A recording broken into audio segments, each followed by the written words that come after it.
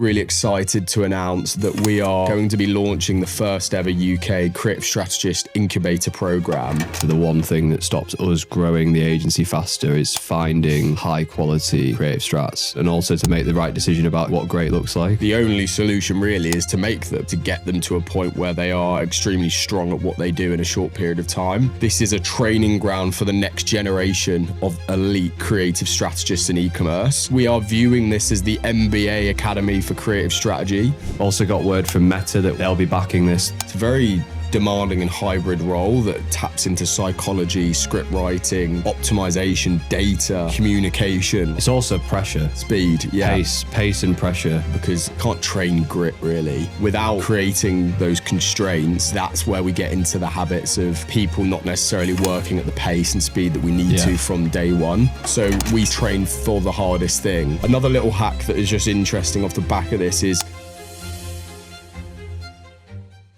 I have no idea what episode we're on, so welcome back to another episode of DTC Diaries.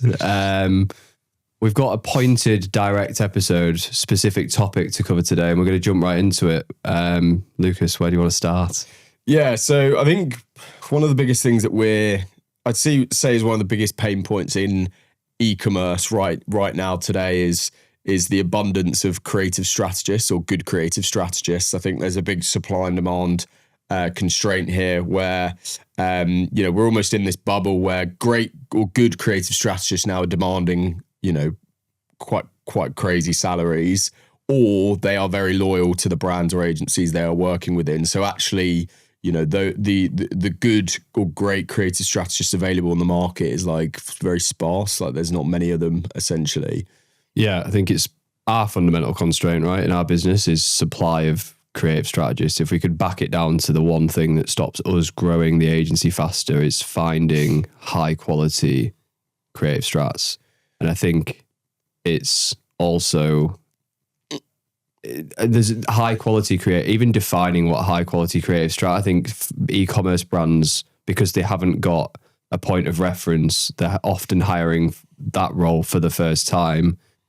Obviously, agencies, a people business, were hiring the same 3 to 4 roles over and over again, which gives us loads of points of references of what great look like. Exactly. I think a lot of businesses are struggling with it, both to find talent and also to make the right decision about what great looks like. 100%. And I think if you can't afford to bring in a world-class A-player creative strategist that has been through the years of reps to get to the point that they are today, like the only solution really is to make them, and reduce that time to value. And I think we've been doing a lot of work over the last 12 months on like how we can reduce that time to value of bringing in people that maybe have transferable skills, but not necessarily like really seasoned creative strategists within DTC, and being able to get them to a point where they are extremely strong at what they do in a short period of time. Yep. So I think today we're going to be going quite deep into some things that you can apply if you're hiring creative strategists,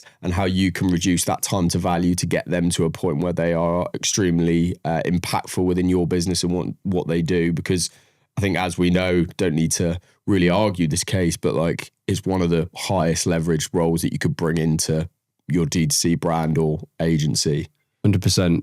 Before we dive into that, I just want to double click on the fundamental skills point, because I think that is important. So if we're not able to find creative strategists and someone's going to go down the path we're about to segue into, what are those like fundamental baseline skills that you would look for in an individual that make their ceiling high enough and make that shows that potential to grow into like a really high performing creative strategist? Yeah, we're going to go into this in a lot more depth in a bit, but I would say like it largely comes down to actually soft skills. So I think the biggest is curiosity, as we've discussed. Like those that have come into our business at, in terms of like from a hard skill set perspective was quite low, but highly curious individuals that like just are sponges, love consuming information in and outside of the office, around creative strategy, like taking pictures of ads on the tube, like, having folders where they are saving creative that they love, inspiration, just really learning from that and absorbing all of the right channels and information, they are the ones that grow the quickest. And curiosity is something that is really important to look out for within that hiring process, I would say, as like that ultimate soft skill. Perfect example of that is Chris. Yeah. Which I'm going to give Chris a shout out. I know he'll watch this actually. He likes watching these episodes. A great example of someone who literally will watch every single episode of DTC Diaries.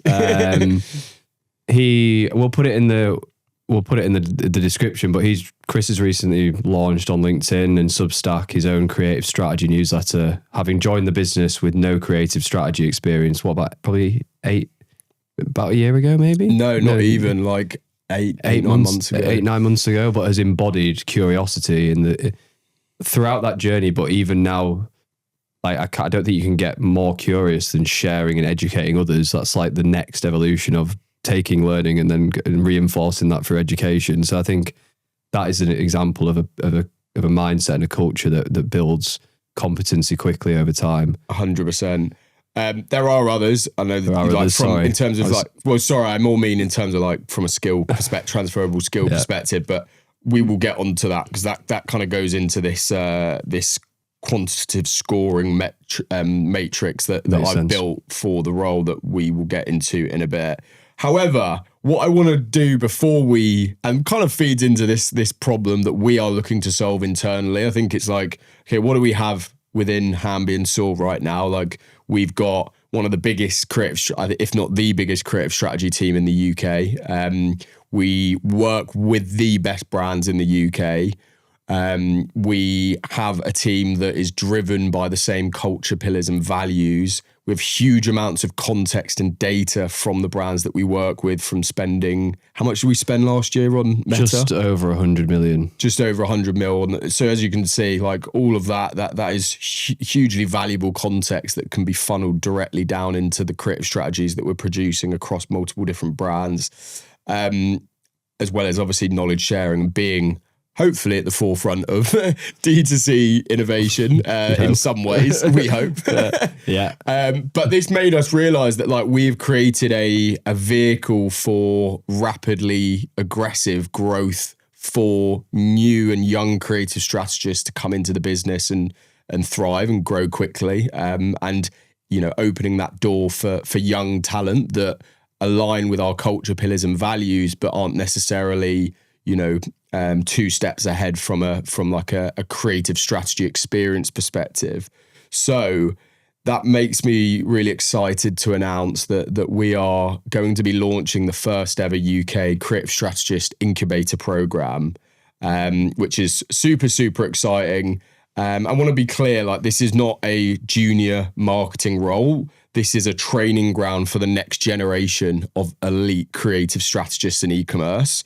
You know, we don't just hire creative strategists. We like to continuously help build them. And I think there's a compounding effect of the creative strategist network that we've created internally now, or they have created themselves in many ways, how that helps compound knowledge and growth internally as part of that. So I'm super, super excited. Like we are viewing this as the MBA Academy for Creative Strategy, and something that we have gone through multiple iterations of over the years of training up, dozens of creative strategists at this point. So we are super excited to announce this, and you can find more information on this down below. There's a link to the landing page if you would like to apply. Anything, but I'm just going to go on to like who it's for, but anything that you wanted to add there first? No, I think, obviously this will be a large proportion of this will be delivered within our new London space that we're going to be moving into in February, attached to the Roundhouse in Kentish Town, strangely near to your new house, but we won't dwell on that. Are you complaining though? It's a great space. So a lot. I'm becoming more and more bullish on in-person. We did a really big in-person senior management day the day before recording this episode, and just leave with a lot more energy and conviction and excitement. And I think we want to harness that for this as much as possible. Also got word from Meta that they'll be backing this. We'll be doing days at the Meta HQ with the leading enterprise support team that we have there. They'll be kitting all the members out with merch, getting on the front line of all Meta's upcoming updates, like creative similarity data that's going to be coming into the platform that others aren't able to leverage. So I think we've got the right setup and the foundation there. And I just think our culture is proven through looking at people like Sam, our COO, Jamie, our CMO, that joined at 19 and now are in C-suite positions within 5 years, that we can create opportunity and progression very quickly for people. So just really excited to keep that impact going through this 100%. program. Yeah, like I think it's that piece of your product of the closest people to you, and I think professionally that definitely rings through here. And I think this isn't built. This is very much built for entry level, high potential individuals who are like obsessed with learning how creative actually drives revenue, and are, you know, maybe us already consuming a lot of information around this, but don't necessarily have that foot in the door yet to know how they can actually get a job within creative strategy. So you might be early in your career and potentially frustrated with slow progression. You might be coming from marketing, content, psychology, data, journaling, media roles, or courses that you've just graduated from potentially. All of the above have very transferable skills into creative strategy. Yeah, I think when you look at the curriculum, it's very fundamental. Like it's obviously got meta specific, performance creative specific pieces, but the foundational building blocks is the psychology, it is the messaging, it's the script writing, it's the research processes that are transferable even beyond what we may do now. And I think that sets you up for success within creative more broadly, as well as just meta creative with us. Yeah, I agree. And I think it's, someone who knows they want to be in performance creative and they want a serious training environment where they can be aggressively upskilled. And, we're only going to be selecting 5 individuals, and we're going to be going through a process for how we select those 5 individuals. But from an outcome perspective, our goal from very entry level point is within 9 to 12 months, you'll have a clear pathway into becoming a creative strategist at Hambi and Soar. So there is a promotion at the end of it to the creative strategist position, end-to-end ownership of high growth creative strategy for big brands. I think we're at a point now with the agency group where we're only really bringing on big brands. So you will be working and have exposure to some of the biggest brands in DTC that you can learn from quicker. Yeah, I think we're on average client spend will be north of 500k a month now across the group, with top end of that well over multi-million pounds a month in spend, which is the very front end of the very forefront of like what's possible on Meta in this market, I think. Yeah. And I think having exposure to so many of those different brands and different verticals of D2C, like it just accelerates your learning, doesn't it? So there's not only a curriculum that we take you through, but a lot of it will be driven through action and quick feedback loops, which I think is the best way to learn, which we'll get into in a moment. But yeah, our goal over that 9-month period is to really get you to a point where you're a master of research, strategy, scripting, production, optimization, and hopefully, it's a place that you will continue to grow with us long term. We are obsessed with creating, the best alumni in D2C and e-commerce, and I think for us this is really exciting because we can start that from the beginning of a lot of people's careers and journey, and help take them through that. 100%. So yeah, just sign up in the link below, click it, go through, understand more. If that sounds like a fit, well, looking forward to meeting everybody.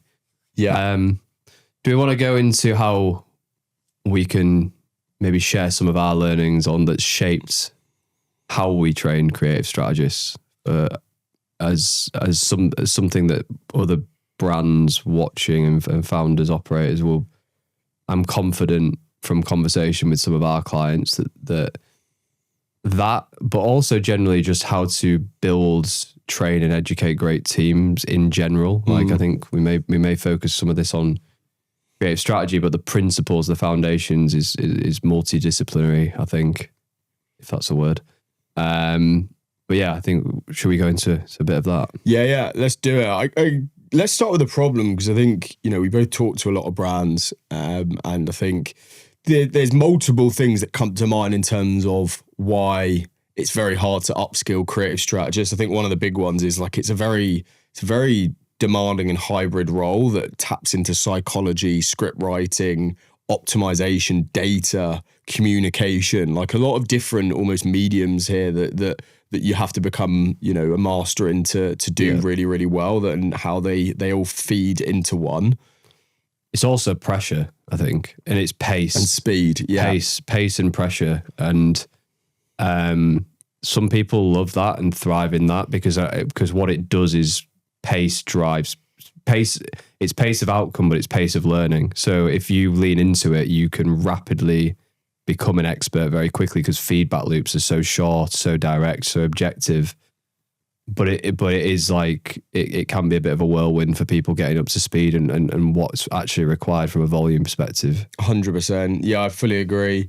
But yeah, I think like previously we spent too long in the material, in the training, in the videos, when really like the it's setting the constraints and making things very time bound, and then just rinse and repeating reps and action through and repetitive feedback loops to be able to get towards a point of, you know, where we're really they're ready to take on kind of client work fully.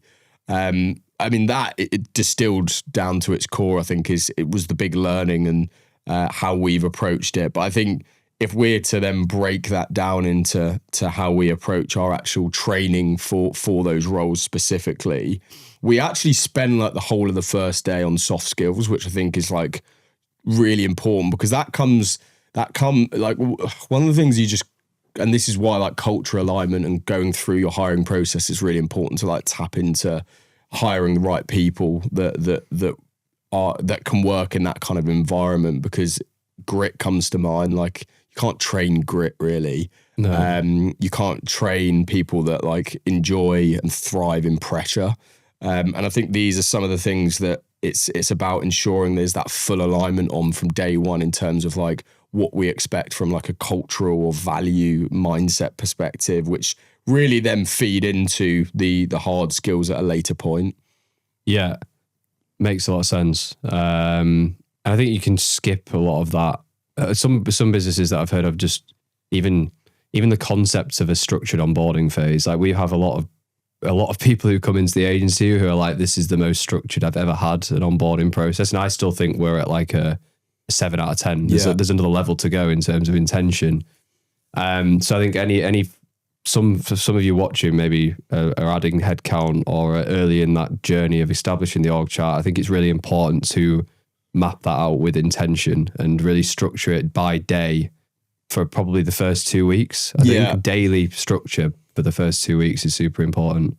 And yeah, exactly. And I think the reason that's really important is because previously we did have some form of like, okay, this is what the training roadmap looks like. We're going to focus on psychology first, then research, etc.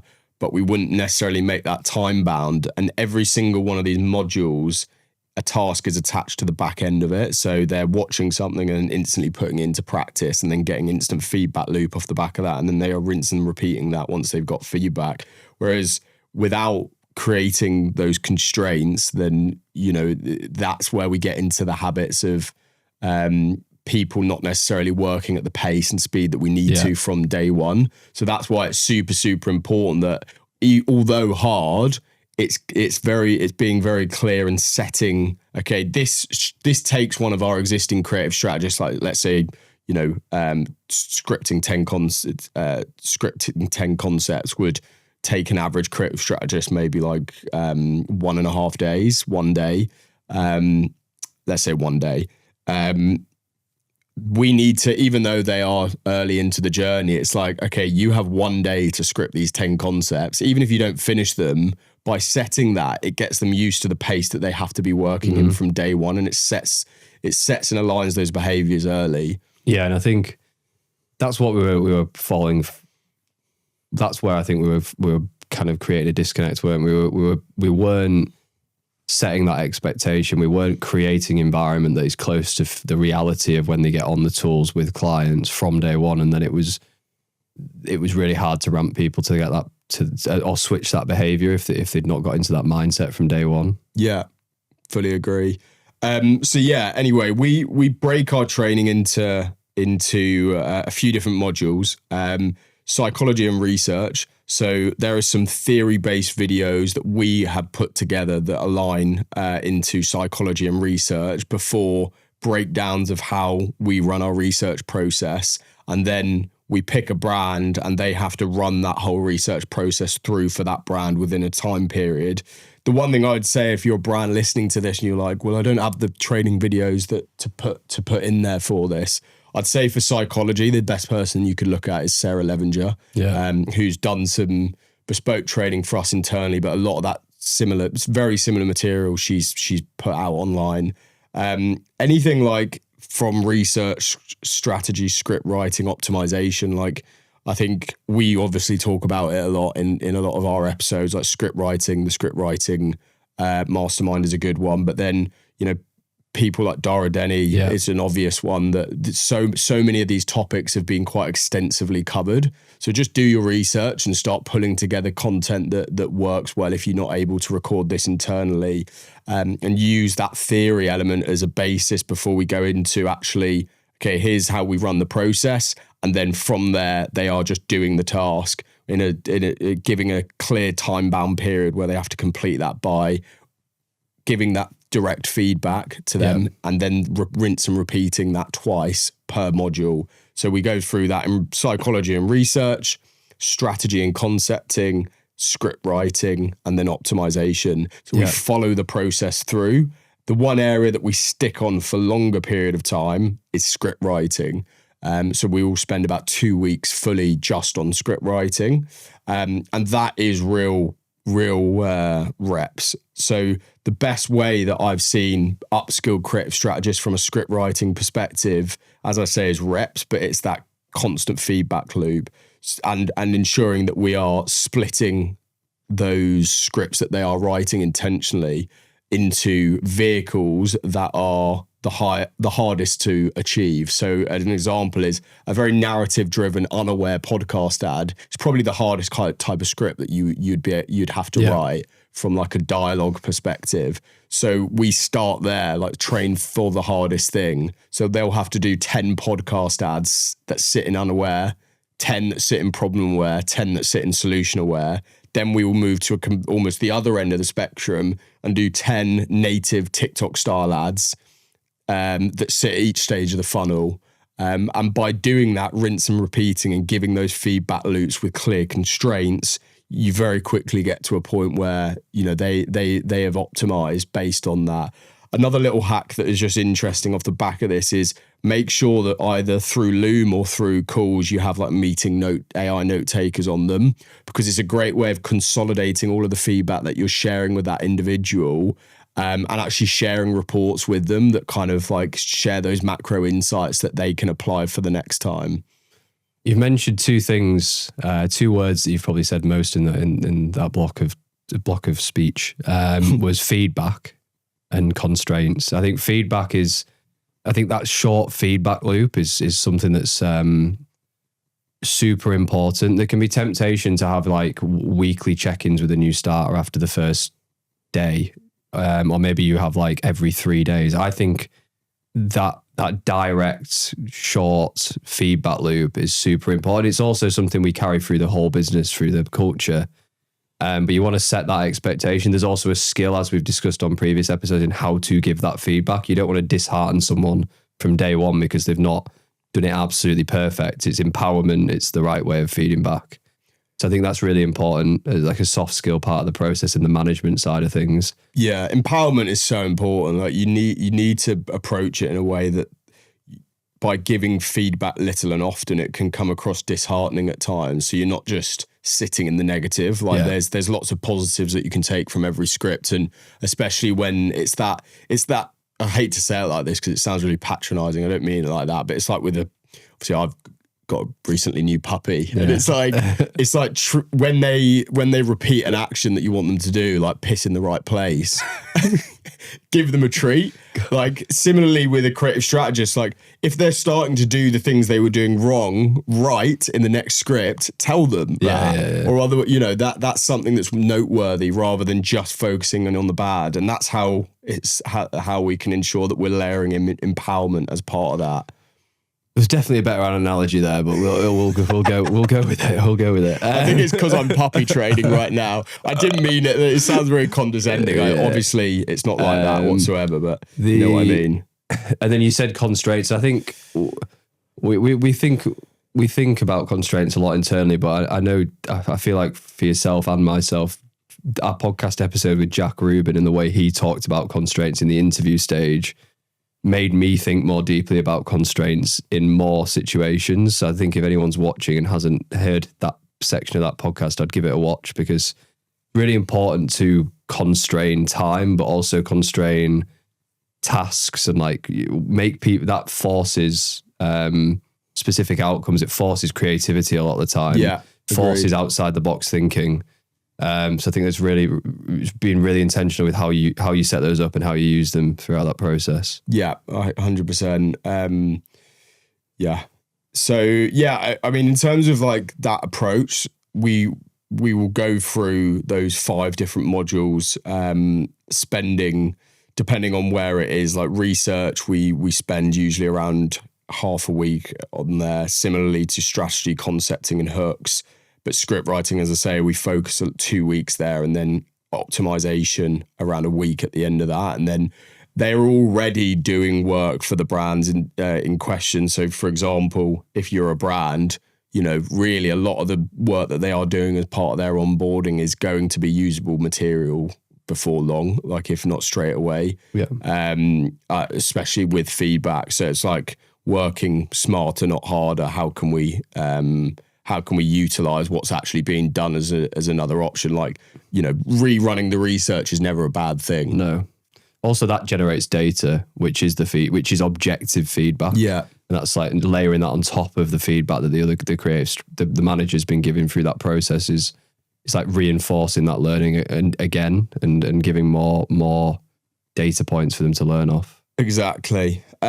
So the next bit, and we'll share on the screen here what I'm talking through, which is is a really important aspect of not only the micro feedback that we're doing more on a task by task basis, but more like when we zoom out, like how do we quantify who is on track and off track, and like what are the different elements that you feed into, what are the different buckets that make up a great creative strategist. And we call it like the gold standard in our business that sits across every function.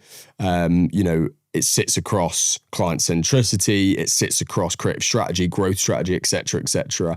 It's almost like the mechanism for where the North Star of where we want to get to, essentially. So what makes up that from a creative strategist point of view? And we essentially, as you can see on the screen here, is we have this quantitative scoring guide that we follow on a monthly basis, that all of the inputs from obviously the task that they're doing, mindset, etc., feed directly into. So essentially it's a 5D model, which is broken into firstly cognitive ability. Each of these buckets make up 20% of their overall gold standard score. So the first one is cognitive ability. So this is all about how quickly they're learning, how can they apply frameworks intuitively, solve complex problems independently. So cognitive ability is important. Emotional intelligence is another element. So how self-aware are they? How can they adapt tone to audience, foster positive team culture, etc. Makes up another 20%. As you can see, 20 makes up 100. Then we've got drive and ownership, which is the next. So how are they proactively leading on tasks independently, asking proactive questions that feed into that? The next 20% is culture pillars. So that essentially breaks down into, for us, our culture pillars are extreme ownership, client centricity, radical curiosity, and kind candor. We give each of those a score of 5, which then takes an average that makes up that next 20%. And then the final one, which you can't see yet on this screen, is a skill set score, which essentially is the different skills. If I now go on to the middle tab here, the different skills that make up creative strategy, which is, in my eyes, if we were to like simplify it, it's like research, strategy, scripting, and optimization. So again, it takes an average out of 5. It takes an average from each of those scores out of 5 and creates an overarching skill set score. So then when you add all of those 20% up for each of these individual people, that gives you a gold standard score, which means based on where they're sitting in their gold standard score, it will give them a guide for whether they're on track, whether they need support, whether they're off track, or if they're hitting that gold standard rating. That probably sounds confusing to you. I'm sharing my screen as I go through this, so it'll be more obvious. So no, I'm joking. Be more obvious to the listener. But this way, just make sure that we are being very quantitative to the approach, because I am a believer of ensuring that the right people are in the right seats, and like if they aren't the right people, we need to know that sooner rather than later and make the difficult decisions. 100%. It's like a two-way. That's a two-way decision as well. Like it's not worth. It might be difficult in the moment for someone if they're to leave the business because it wasn't the right fit, but I like to think that it's rare that will happen, and they'll look back on that in 3-5 years' time and say that was a mistake. I think it's usually quite mutual. I think we've always been quite good as a business of bringing objectivity to people process since we've started, and it would be interesting to hear, maybe drop in the comments if everybody watching and listening would like us to do a deeper dive into our hiring process, because we've hired 70 people probably over the last 2 years, which is obviously a lot of volume relative to most e-com brands. So we definitely weren't perfect at it. We've iterated on the process. Reps. So many, reps. But we've built scorecards, we've built rating systems, we've built management processes, and a lot of business operations in the background. Those agency episodes don't tend to do quite as well, though. So that's the thing. Unless people really want it, we're not going to bother. But bringing objectivity to people feels uncomfortable at first. It feels strange, but I think it brings clarity and certainty to an individual, and that's on a person by person level, but I even think that on a progression level as well, when you can very clearly see, why am I not getting promoted? What are those bands? What do I need to do to move up the business? You get the right behavior if you can provide that certainty. Exactly. It removes all subjectivity. And I think it's the best way of like really isolating what the core constraint is in that person progressing at that given time. And then as a result, you can build a much more tailored improvement plan for how they can improve in those areas. Like I know, like looking into these buckets, cognitive ability, emotional intelligence, drive and ownership, culture pillars, and then skill set, those 5 buckets, that, you know, there's at least one of those buckets that we would all need further work and support in, but without trying to quantify it down to its core, it's very difficult to like identify what that looks like. So we are actually going to share this. We've got a more in-depth one for our team that there's some sensitive information we can't share as part of that, but we're actually going to give away this CS Incubator scorecard template, which essentially is if you're onboarding Creative Strategist, the scoring mechanism and process that you can use to quantify the performance of those creative strategists during that onboarding. This question's just come to the top of mind, right? Just quickly. Go on, sorry. So comment down below CS Incubator and we will send you over the template. Almost sorry, carry on. Plug. Yeah, do that. And then let us know if you do want us to go into more depth on people processes. I think it's where we are good at it, I think, comparatively to a lot of businesses. And we could certainly do another episode on that. I was going to ask a bit of like an ad hoc question. Obviously, you've spent a lot of time with new starters, CS, generally roles that have maybe been in e-com brands or other agencies. What are the big three reasons you feel like people leave other companies that you've seen over the last 12 months? Manager is one of the top ones. So like someone may actually love the business but hate their manager. And I think that's such a big problem Yeah. in so many organizations. Exactly. So that's the thing. Like you really need to be ensuring that everyone that is sat in a management seat, like they hold a lot of responsibility, and like if they're not empowering their team to do the best work, or there's friction there, you need to know about that soon, because you may have a great business with a great culture, but that individual would be enough for the person to leave. I read a really, really good book, which we're giving to all of our senior management team over Christmas, called $1 Trillion Coach, which I think is an amazing book on management. It's Bill Campbell, who used to be an executive coach to Eric Schmidt, all the Google C-suite, Steve Jobs. He used to be CEO of Intuit, the QuickBooks holding company. I think that's the connection. But he's a sports coach. It's all about coaching, management. And I really like there's a phrase in there that just stuck with me. Is like, your title makes you a manager, but your people make you a leader. I just think that's such a powerful frame for managers. If you're in a management seat in the business, it's like the concept that you accrue leadership over time. Yeah. Which I just think is a really lovely frame for that. Yeah, I love that. That's I'm excited to read that actually. Have you read it? Yeah, I've read it a couple of times over the last 3 weeks. It's just been like, I've read it twice. It's so good. It's all about, like, I think coaching is a really important subset of management. It plays a lot into what we've just talked about, and it's a really detailed, quite human look into coaching. It's not all outcome.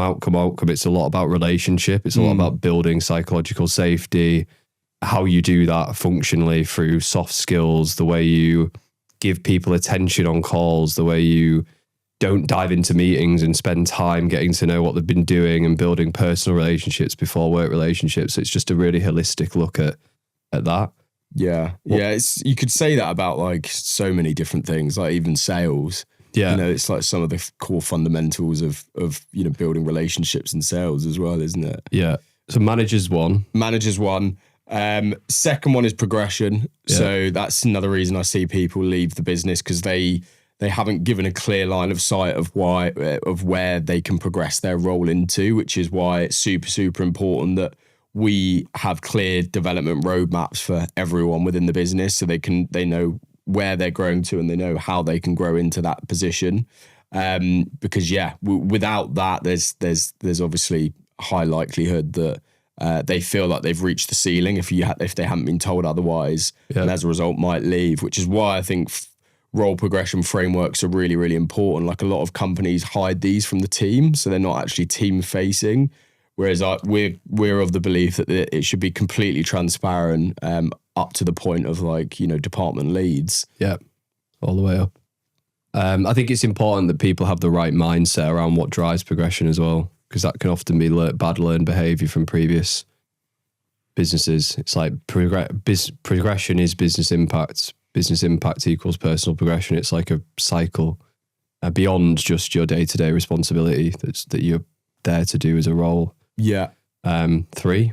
You got a third? It's really difficult, the third one. They're definitely the top two. I'd probably say it comes down to company culture, like if I was to centralize it. So that I'd say the big thing with company culture maybe is work-life balance and not necessarily putting personal happiness first. I know it's a model that some companies accept, where they just we have high employee churn and that's okay because it fits the model. Yeah. They look after their best staff, but I would say, and there are some people that have that grit and they want to work in a way that they can progress quicker and work much harder as a result of that. But I'd say, that culture piece is big, and maybe we lost sight of that at some point over a couple of years ago, and we've learned that mistake by not putting personal happiness first. Because I do think that genuinely,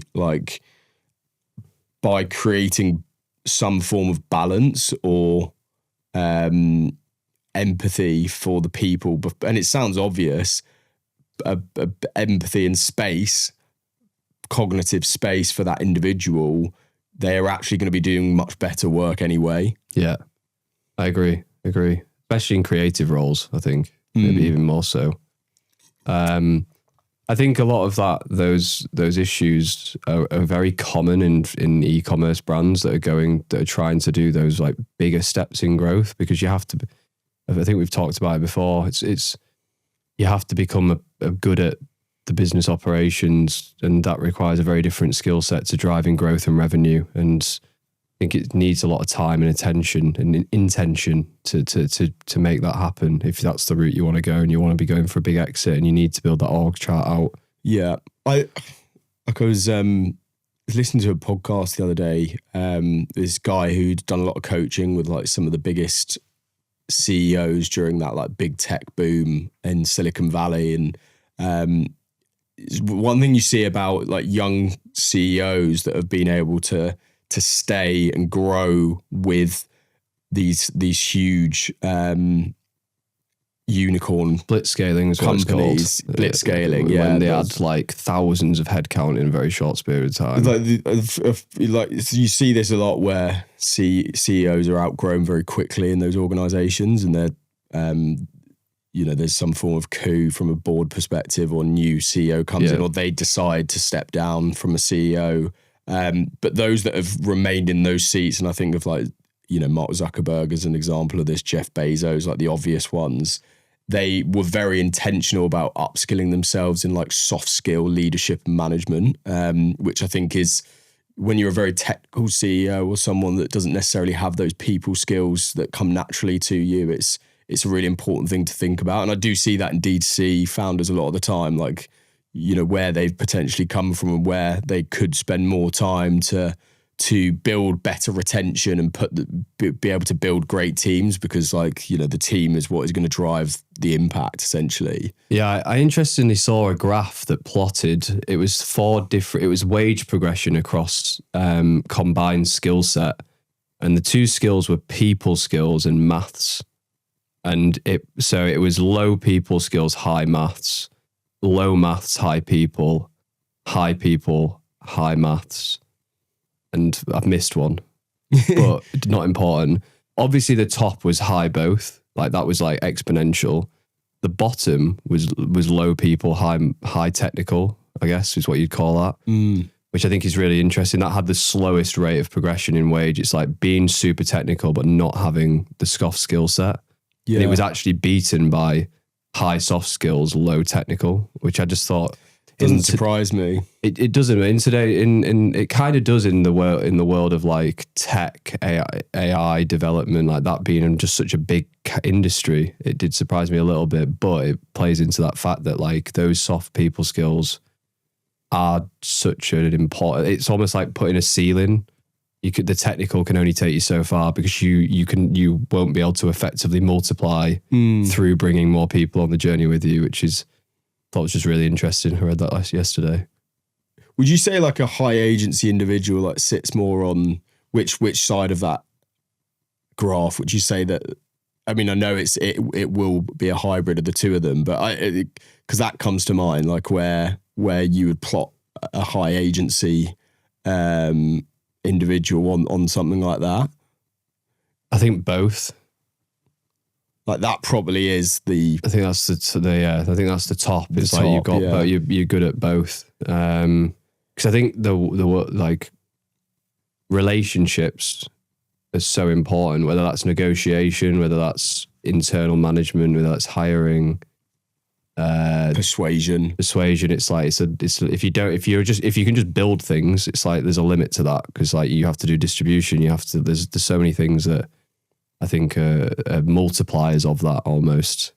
I guess that's the way to maybe think about it. It's like it's a multiplying function on the baseline skill set. Yeah.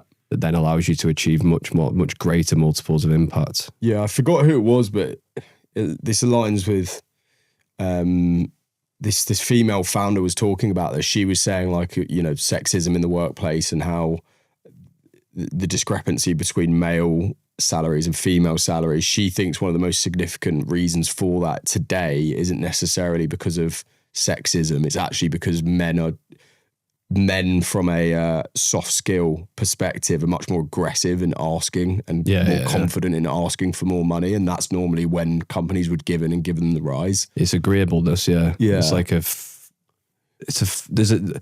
but I'm sure everybody will have I think that's the general aggregated like variation in trends by gender. But I can think you can always think of examples of females who are super driven, super successful that buck that trend, and how that's then played. And certainly people who I've come across that shows that it's not, and they are often on the sort of like really aggressive progression paths that. It's a generalization. But I've seen that before as well. It's probably more common. 100%. Cool. Anyway, back to anything else. Do you want to go for on the creator? I think that's pretty much everything that I wanted to go through today. Just like a very top level view of how we approach creative strategist onboarding. I'm going to share, as I say, comment down below CS Incubator, and we'll share the quantitative scoring matrix that we use for CS roles. Anything on your side? I think just the final shout on that is we're going to be recording a lot of that content with the view of hopefully releasing it to the public market as perhaps the UK's leading creative strategy course later this year. So keep an eye out for that. More info to come. And if there's any follow-ups that people want us to go into more depth on creative strategy, people, just please drop a comment below. But otherwise, all good. And I mean, if you're young, you're hungry, passionate about e-commerce and creative strategy, which I know there are a lot of people that listen to this that are, definitely hit the link below. Have a look at the landing page if it makes sense to you. We would love you to apply. Yeah, perfect. Cool. Thanks See for you watching. on the next episode. Cheers.